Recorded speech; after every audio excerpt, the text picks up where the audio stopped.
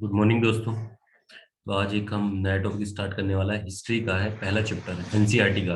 NCERT जो history है six class की, और सिक्स क्लास की जो एनसीईआरटी है उसको पहले चैप्टर की हम बात कर रहे हैं।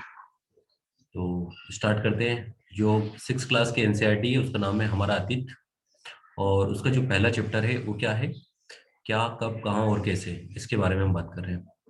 अच्छा, तो पहला यही है, रशीदा बैठी थी अखबार पढ़ रही थी और उसने सोचा, सुर्खियां देखी कि 100 साल पहले, तो वो सोचने लगी कि 100 साल पहले कैसे क्या होता हो, कैसे पता चलता है कि 100 साल पहले क्या होता होगा। जैसे अगर पिछले साल की बात करना हो तो हम पता कर सकते हैं कि पिछले साल क्या हुआ होगा, है ना। इजी है पिछले साल पता करना है। किसी को से बात कर लेते हैं जिसको पिछले साल के बारे में पता है, बता देगा हमें। लेकिन 100 साल पहले क्या हुआ था, 1000 साल पहले क्या हुआ था, ये कैसे पता चलता है। तो अतीत के बारे में हम कैसे जान सकते हैं कि वो पहले जो लोग थे वो कैसे कपड़े पहनते होंगे, पशुपालक क्या काम करते होंगे, पुरोहित क्या करते होंगे, संगीतज्ञ कैसे होते होंगे, किस टाइप के वैज्ञानिक होते थे, क्या क्या कहानियां सुनते होंगे, ये सब कैसे पता चलता होगा। ठीक है, तो ये जो सब चीजें हैं इनके बारे में हम बात करेंगे कि कैसे हमें पता चलता है ये सब चीजों के बारे में। ठीक है। अच्छा, पहले तो हम एक मानचित्र के बारे में बात करते हैं। ये है हमारा मानचित्र, है ना, ये मानचित्र है आपके। इस मानचित्र को थोड़ा अच्छे से देखते हैं हम लोग। ओके। इस मानचित्र में अगर आप कुछ चीजों को देखोगे, जैसे ये हमारा भारत का मैप है। इधर ये पाकिस्तान भी है, और ये आपका काबुल सुलेमान, ये जो है काबुल सुलेमान, ये अफगानिस्तान में है ना, काबुल सुलेमान। ये जो झेलम नदी है, चेनाब, रावी, व्यास और सतलज, ये सब किसकी है, सिंधु नदी की सहायक नदियां है ना। तो पहले झेलम होती है, फिर चेनाब। झेलम चेनाब में मिल जाती है, चेनाब रावी में, रावी व्यास सतलज में, सतलज सिंधु में मिल जाती है। तो सिंधु नदी की ये सहायक नदियां हैं, कौन कौन सी, झेलम, चेनाब, रावी, व्यास, सतलज। इधर बात करें तो ये हमारा हिमालय हो जाता है। ये देखोगे ये हिमालय हो गया। ठीक है। फिर अगर आप बात करोगे तो ये ब्रह्मपुत्र पहाड़ियां हैं, है ना, गारो पहाड़ियां हैं। नर्मदा नदी हो गया इस केस में, नर्मदा नदी हो गया। ठीक है। एक सेकंड। ये नर्मदा नदी हो गया हमारे लिए, गारो पहाड़ी हो गया, और नर्मदा नदी हो गया। ब्रह्मपुत्र है, गारो गारो पहाड़ी कहाँ पर है, तो मैं जो मेघालय है वहां पे गारो पहाड़ी है। अब ये यमुना नदी यहाँ से निकलती है और गंगा नदी में जाके मिल जाती है। चंबल नदी जो होती है वो यमुना में जाके मिल जाती है। ये विंध्याचल पहाड़ी है जो मध्य प्रदेश में है। ये नर्मदा नदी बहती है, उसके राइट हैंड साइड में सतपुड़ा पर्वत है, और उसके लेफ्ट में, सॉरी, नर्मदा नदी के राइट में विंध्याचल पहाड़ी है और लेफ्ट में सतपुड़ा है। ताप्ती नदी के जो राइट है, राइट में मतलब दाएं तरफ सतपुड़ा नदी है, सतपुड़ा पर्वत है। ये महानदी है यहाँ पर। और ये गोदावरी है, यहाँ पर दक्कन है, दक्कन क्षेत्र, ये पूरे एरिया को दक्कन बोलते हैं। कृष्णा नदी निकलती है, ये कर्नाटक। ये इस तरफ वाले घाट को पश्चिमी घाट बोलते हैं, ये होता है पूर्वी घाट। तो ये हमारे, ये धार का मरुस्थल, धार का मरुस्थल ये मिलता है। चलो, तो अगर हम देखें इसमें, तो क्या बोला था इसमें। हाँ, ठीक है। तो कई लाख साल पहले यहाँ नदी के तट पर आरंभिक लोगों ने कुछ कुशल संग्राहक के जो आसपास के जंगलों की विशाल संपदा से परिचित थे। अपने भोजन के लिए वे जड़ों, फलों तथा जंगलों के अन्य उत्पादों का यही से संग्रह करते थे। और ये जानवरों को आखेट, आखेट मतलब शिकार करते थे। तो आखेट अगर कोई बोले तो शिकारी टाइप के समझ सकते हो। और ये नदियों के आसपास ही रहते थे पहले। ठीक है, अब तुम उत्तर पश्चिम की सुलेमान पहाड़ी और गिरधर पहाड़ियों का पता लगाओ, है ना। यहाँ पर सबसे पहले जो स्त्री पुरुष थे उन्होंने गेहूं जो की फसलों को उपजाना शुरू किया था, और कुछ पशुपालन भी किया था, जैसे भेड़, बकरी, गाय, बैल, पशुओं को पालतू बनाना भी स्टार्ट किया था, है ना। ये गांव, लोग गाँव में रहते थे। दूसरा अगर हम बात करें तो उत्तर में गारो, मध्य में विंध्याचल पहाड़ी का पता लगा लो। और कृषि का विकास इन्हीं क्षेत्रों में सबसे पहले हुआ था। तो ये जो गारो पहाड़ी है ये कहाँ पे, मेघालय में, और विंध्याचल पहाड़ी मध्य प्रदेश में। तो ये अभी हमने देखी है। ये गारो पहाड़ी कहाँ पे है, ये गारो पहाड़ी मेघालय में, और विंध्याचल पहाड़ी मध्य प्रदेश में। यहाँ से अगर हम बात करें तो मानचित्र है ना, यहाँ से अगर हम बात करें तो ये हो जाएगा सिंधु नदी। सिंधु नदी के बारे में बात कर रहे हैं तो ये हमारा हो जाएगा इसकी सहायक नदियों के बारे में। तो इसकी तीन सहायक नदियां होती हैं। कौन कौन सी सहायक नदियां होती हैं, तो सिंधु नदी की तीन सहायक कौन कौन सी नदियां हैं, इस चार, सिंधु नदी, अगर यहाँ से ये जा रही है सिंधु नदी, अगर आप देख रहे हो ऊपर देखो आप, एक सेकंड, यहाँ से सिंधु नदी को देखोगे तो उसकी सहायक नदी कौन कौन सी है? झेलम, चेनाब, रावी, व्यास और सतलज। झेलम, चेनाब, रावी, व्यास और सतलज, ये हमारी इसकी सहायक नदियां हैं। ये दिखाई दे रही है आपको? चलो, आगे बढ़ते हैं हम लोग। अच्छा, यहाँ पर ये नदियों के आसपास रहते थे तो कितने साल पहले रहते थे? 4700 वर्ष पूर्व नदियों के किनारे कुछ आरंभिक नगर फले फूले, है ना। और यहाँ से सहायक नदियों तथा समुद्री तट के नगरों का विकास लगभग 2500 वर्ष पूर्व हुआ। तो 2500 वर्ष पूर्व हुआ था यहाँ पे। और जो लोग पहले रहते थे वो नदियों के किनारे ही रहते थे आसपास के। उससे अगर हम बात करें गंगा नदी, उसकी सहायक नदी सोन का पता लगाओ। तो जो सोन नदी है वो अमरकंटक, मध्य प्रदेश में एक जगह है अनूपपुर जिला, और वहाँ के अमरकंटक से प्रवाहित होती है सोन नदी। और सोन नदी है वो गंगा नदी की सहायक नदी है, सीधे गंगा में जाके मिल जाती है। जैसे आप देख भी सकते हो इस मैप में, ये दिखाई दे रहा है गंगा नदी, और यहाँ पर आप जाके इसको सोन नदी को मिला सकते हो। ये सोन नदी है, यहाँ से जाके इसमें जाके प्रवाहित हो जाती है। सोन नदी किसकी सहायक है? गंगा नदी की सहायक नदी है। ये मिल गई यहाँ से जाके। और चंबल नदी किसकी सहायक है? तो यमुना की। यमुना किसकी सहायक है? तो गंगा नदी की सहायक है। ठीक है ना, ये सब हिमालय से प्रवाहित होती है, मतलब ये गंगा हो गई, यमुना हो गई, ये सब कहाँ से निकलती है? तो हिमालय से निकलती है। ओके, आगे बढ़ते हैं हम लोग।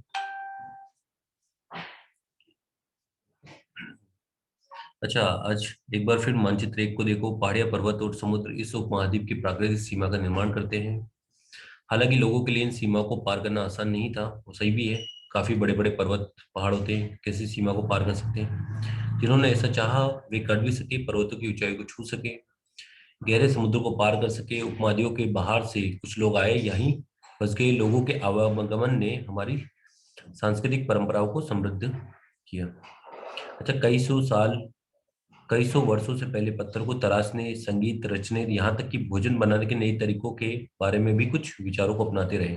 ठीक है, अलग अलग काम करते थे, पत्थरों को तराशते थे, और पत्थरों के नाम पे बहुत अलग चीजें, पत्थरों को तराश के नए नए काम करते थे। जैसे शिकार के लिए अलग पत्थर, चमड़ियों को, अगर खाल को निकालना है तो उसके लिए अलग पत्थर यूज करते थे। अच्छा, हमारे जो देश है उसका नाम भारत कैसे पड़ा, इसके बारे में हम बात करते हैं। तो ये जो लोग थे दूसरे ना, भारत नाम कहाँ से पड़ा? तो इंडस, जो हमें सिंधु नदी है, उस सिंधु नदी के नाम पर हमारे देश का नाम इंडिया पड़ा, इंडस। इंडस, और संस्कृत में सिंधु कहा जाता है इसको। और ये ईरान और यूनानी लोग जो थे, इन लोगों ने जो सिंधु नदी के किनारे लोग रहते थे उनको बोले इंडियन, या तो उन्हीं के नाम पर हमें पता चल गया कि हम, हमारा देश का नाम भारत है, इंडिया है। और इस समूह उल्लेख की आरंभिक ऋग्वेद में भी मिलता है, और इसका जो नाम है सिंधु नदी का, ये आपको ऋग्वेद में भी दिखाई देगा। ठीक है, तो यहाँ पे प्रयोग होने लगा धीरे धीरे। आगे हम देखते हैं अतीत के बारे में हमें जानकारी कैसे मिलते हैं। इनमें से एक तरीका है पुस्तकों को पढ़ना। पुस्तकों को पढ़ो, उसे पता लग जाता है। ये पुस्तकें हाथ से लिखी होने के कारण इन्हें पांडुलिपि कहा जाता है। अंग्रेजी में पांडुलिपि के लिए प्रयुक्त होने वाला मेनूस्क्रिप्ट शब्द लैटिन शब्द मेनू, जिसका अर्थ हो हाथ से लिखना, ये पांडुलिपि प्राय ताड़पत्र तथा हिमालय क्षेत्रों में उगने वाले भुर्ज भुर्ज नामक पेड़ की छाल से विशेष तरीके से तैयार भोजपत्र पर लिखी जाती है। ठीक है, मतलब एक पेड़ है भुर्ज पेड़, भुर्ज नामक पेड़ है, उसकी छाल पे निकाल के हम उस पर लिखते हैं सब चीजों को, तो इनको बोलते हैं पांडुलिपि। तो ये आपको दिखाई भी दे रहा है, इस तरह की होती है पांडुलिपि, दिख रही है ना ये इसको बोलते हैं पांडुलिपि। अच्छा, ताड़पत्रों से बनी एक पांडुलिपि का पृष्ठ। यह पांडुलिपि लगभग 1000 वर्ष पहले लिखी गई। किताब बनाने के लिए ताड़ के पत्तों को काटकर उनके अलग अलग हिस्सों को एक साथ बांध दिया जाता है। ताड़ के पत्तों को ऐसे अलग निकाल के फिर उन सबको ऐसे जितने भी बनते जाए उन सबको एक साथ बांध दो। भुर्ज पेड़, भुर्ज पेड़ का छाल से बनी ऐसी ही पांडुलिपि को तुम देख सकते हो, ये इस टाइप की होती है। ये पांडुलिपि कब होती है? जैसे किसी को जमीन दे दी किसी ने, या राजा युद्ध जीत गया, या किसी को कोई दान वान दिया बड़ा सा, तो ये इस पे लिखवा देते हैं उनको कि ये अब से तुम्हारी जमीन हो गई है। ठीक है, आगे बढ़ते हैं हम लोग। इतने वर्षों में इनमें से कई पांडुलिपियों को कीड़ों ने खा लिया तथा कुछ नष्ट हो गई। आज भी यह प्राय पांडुलिपियों मंदिरों विहारों में मिलती है, मतलब हर जगह नहीं मिलती है ना, ऐसे थोड़ी कहीं पे मिल जाएगी। जनरली जो बड़े मंदिर होते हैं उनमें रखी जाती है, विहार जो बौद्ध विहार होते हैं उनमें रखी जाती है पांडुलिपि। क्योंकि पुराने समय में क्या होता था कि जो बौद्ध भिक्षु होते हैं उनको ये जमीनें दे दी जाती थी, बौद्ध विहार दे दिए थे, तो क्या प्रमाण होता था इनके लिए, ये पांडुलिपियों पे इनको लिख के दे दिया जाता था। तो कहीं लोहे की बनी होती थी, कहीं पत्थर की बनी होती थी, इस टाइप की चीजें होती है। अभी ये ताड़ ताड़ वृक्ष जो होता है उसकी छाल से बनी होती है। ये देखा हमने। ओके। इसके अतिरिक्त हाँ यहाँ महाकाव्य, कविताएं, नाटक भी है, और जो संस्कृत में लिखे गए हैं। और अन्य प्राकृतिक को तमिल भाषा में प्राकृत भाषा का प्रयोग हम लोग करते थे। मतलब जनरली पहले हमारे यहाँ दो ही भाषा चलती थी, एक होती थी प्राकृत और एक संस्कृत। प्राकृत भाषा जो है वो आम लोग करते थे उसका उपयोग, और जो संस्कृत भाषा है उसका उपयोग विशिष्ट लोग करते थे। हम अभिलेखों का अध्ययन भी कर सकते हैं, जैसे पत्थर, लेख अथवा धातु जिसे अपेक्षाकृत कठोर सतहों पर उत्कीर्ण लिखाते थे। अभिलेख किसको बोलते हैं? जो धातु पे ना, पत्थर तो धातु जैसी कठोर अपेक्षाकृत सतहों पर उत्कीर्ण की जाती है, उनको अभिलेख कहा जाता है। और इस तरह का होता है, पत्थर पे ऐसे सब कुछ लिख दिया जाता है। अच्छा, कभी कभी शासक तथा अन्य लोग अपने देश आदेशों के इस तरह के उत्कीर्ण करवाते हैं ताकि लोग उन्हें पढ़ सके, उनका पालन कर सके। ठीक है, इनमें राजाओं तथा रानियों तथा अन्य स्त्री पुरुषों ने भी अपने कार्यों का विवरण उत्कीर्ण करवाए हैं। उदाहरण के लिए शासक लड़ाइयों में अर्जित विजयों का लेखा जोखा रखते थे। अगर वो कहीं पे युद्ध करने गया और उसको जीत गया तो वो लिखवा लेता है कि हमने यहाँ यहाँ युद्ध किया है, हम जीत गए हैं। ठीक है। ठीक, जैसे ये देखो, 2250 वर्ष पुराना यह अभिलेख वर्तमान अफगानिस्तान के कंधार से प्राप्त हुआ है। यह अभिलेख अशोक नामक शासक के आदेश पर उत्कीर्ण करवाया था। ठीक है, अशोक, सम्राट अशोक की बात हो रही है। और इसमें लिपियों अक्षरों संकेत बना के इसमें बता दिया गया है कि ये हमारा आदेश है और इसको पालन करना है। और एक ही भाषा का प्रयोग करते थे यहाँ पे, है ना। और यहाँ अभिलेख इस क्षेत्र में प्रयुक्त होने वाली यूनानी एवं तथा अरामेइक नामक दो लिपियों तथा भाषाओं में है। भाषा एक ही होती है लेकिन लिपि अलग अलग हो सकती है। जैसे अफगानिस्तान क्षेत्र है वहां पर अलग लिपि होगी, पाकिस्तान क्षेत्र अलग लिपि होगी, भारत जो है वहां पर अलग लिपि है। अच्छा, भारत में कौन सी लिपि चलती है? तो भारत में चलती है ब्रह्म लिपि। कौन सी लिपि है? ब्रह्म लिपि। ठीक है। और ये यूनानी और अराइकमिक नामक दो अन्य लिपि ये उधर यूनान तरफ की चलती है। ठीक है। आगे हम बढ़ते हैं इसमें। इसके अतिरिक्त अन्य अतीतों में बनी प्रयोग में लाई जाती थी इन वस्तुओं का अध्ययन करने वाला व्यक्ति पुरातत्वविद कहलाता था।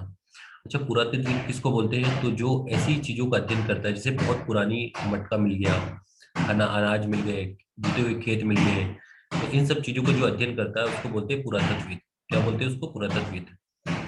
पुरातत्वविद पत्थर और ईंटों से बनी इमारतों के अवशेषों, चित्रों तथा मूर्तियों का अध्ययन करते हैं। वे औजारों, हथियारों, बर्तनों, आभूषणों, मतलब हर चीजों का, औजार, हथियार, बर्तन, आभूषणों तथा सिक्कों की प्राप्ति के लिए छानबीन तथा खुदाई भी करते थे।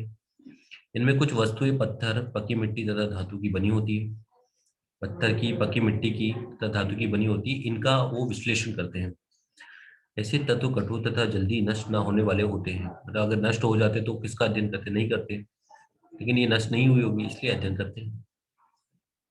प्राचीन नगर से प्राप्त पात्र, इस तरह के पात्रों को 4700 वर्ष पूर्व होता था। ये दाएं एक पुराना चांदी का सिक्का, ये है चांदी का सिक्का।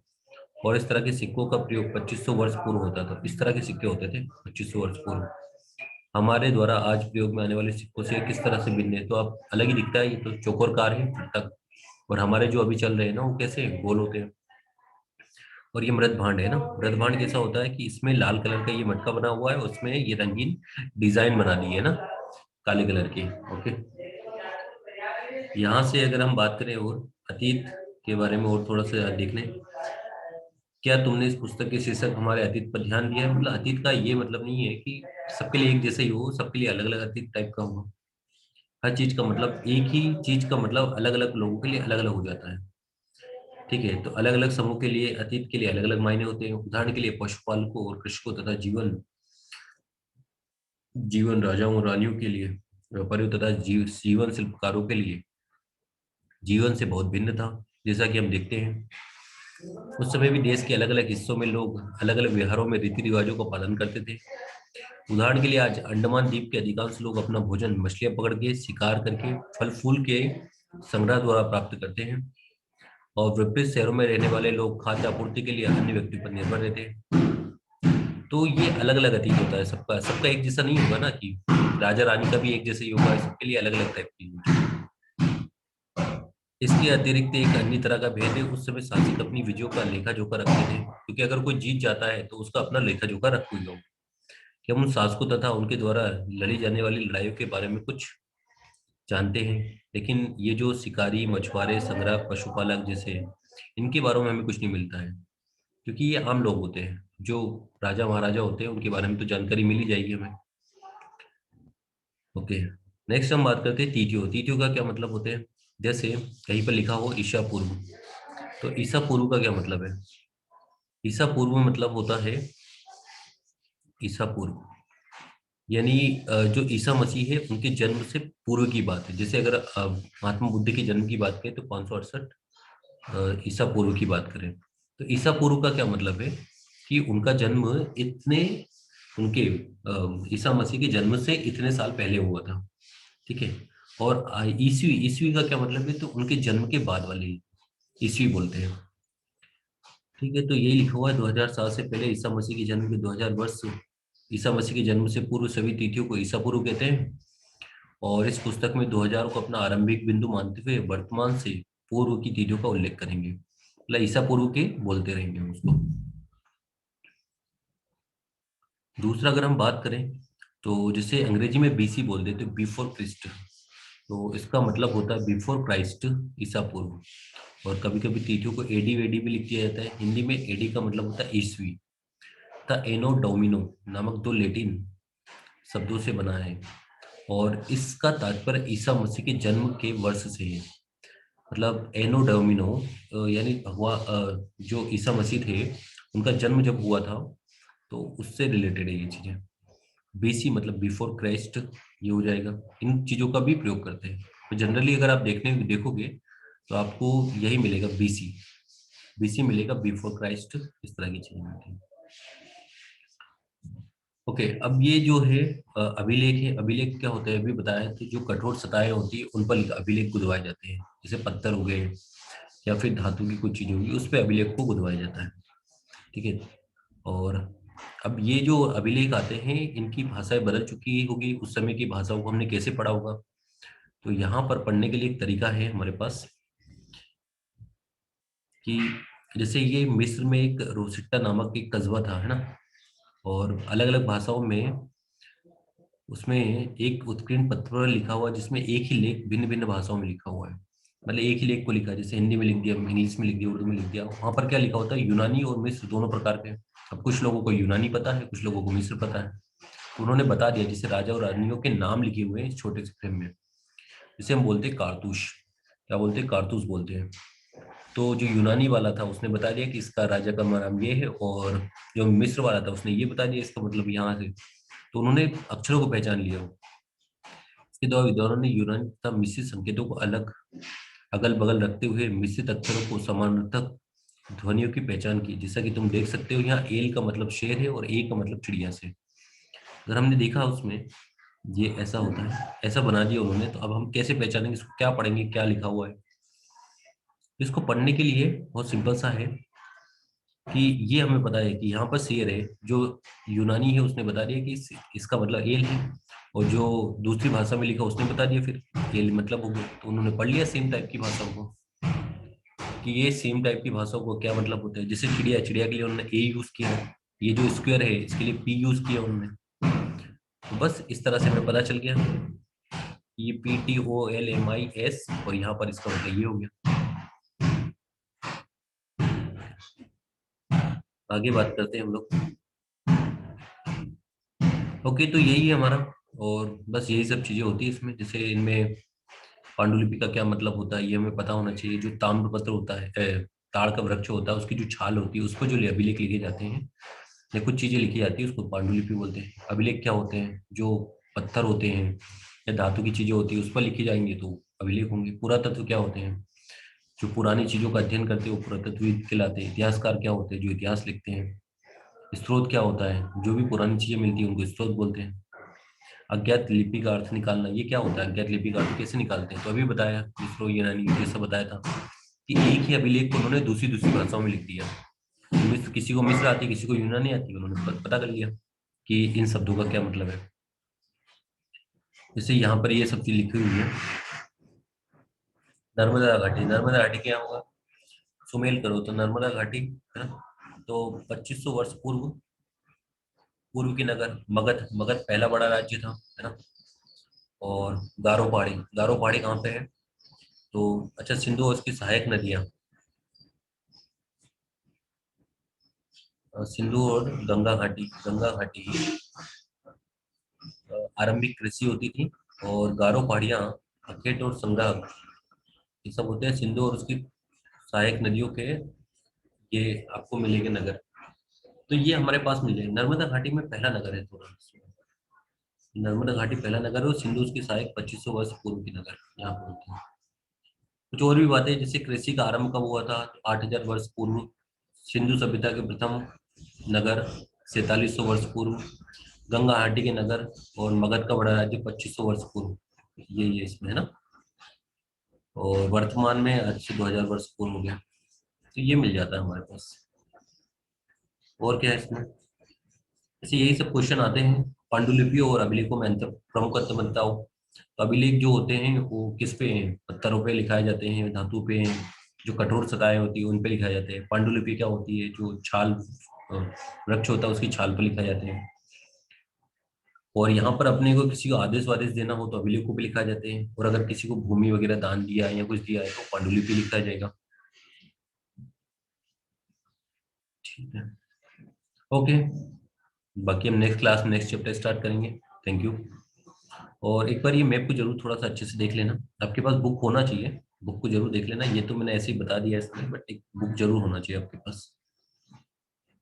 कहाँ चला गया? ये पांडुलिपि है ना। हमारा मैप कहाँ है?